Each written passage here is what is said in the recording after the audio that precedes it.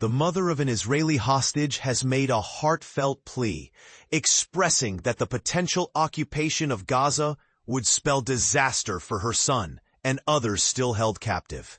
Viki Cohen, whose son Nimrod Cohen is among those taken hostage, has voiced her strong opposition to the plans reportedly being considered by Israeli Prime Minister Benjamin Netanyahu to fully occupy Gaza.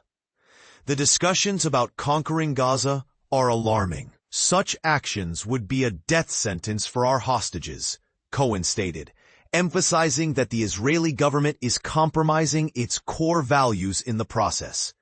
At a protest in Tel Aviv, where many gathered to oppose the proposed military actions in Gaza, Cohen passionately declared, "We cannot allow this to happen.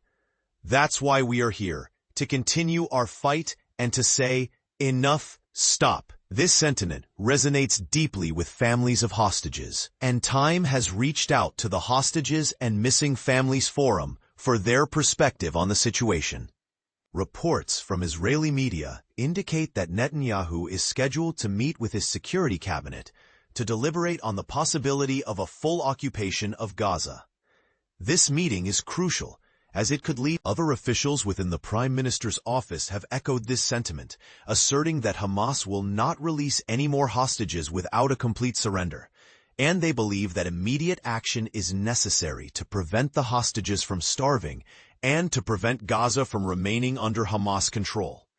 As of now, the IDF has issued evacuation orders for residents in the Zaytun neighborhood of Gaza City, instructing them to move southward. An IDF spokesperson warned that military operations would intensify, further complicating the situation for civilians in the area. In the midst of these developments, former President Donald Trump has weighed in on the situation, stating, "I don't know what the suggestion is, but we are there trying to get people fed." He acknowledged the dire food crisis in Gaza, indicating that Israel would assist in distribution and financial support for humanitarian efforts.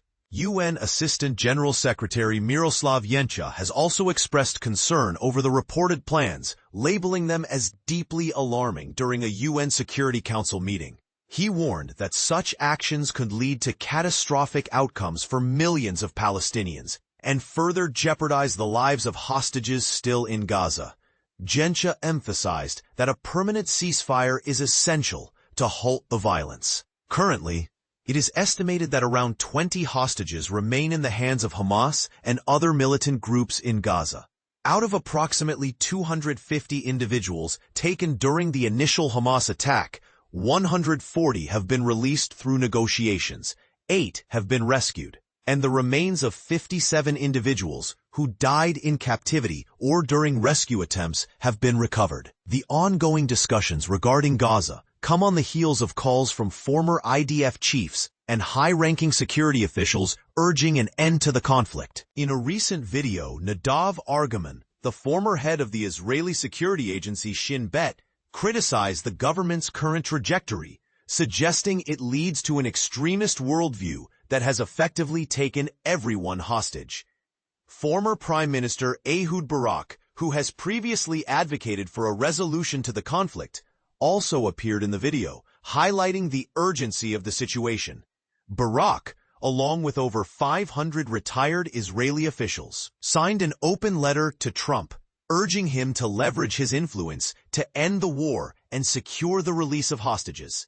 As discussions about Gaza's future unfold, a UN-backed food security body has warned of a potential famine crisis in the region. The Integrated Food Security Phase Classification, IPC, has reported alarming evidence of widespread starvation and malnutrition, which is leading to an increase in hunger-related deaths. According to Gaza's health ministry, 193 individuals have succumbed to famine and malnutrition.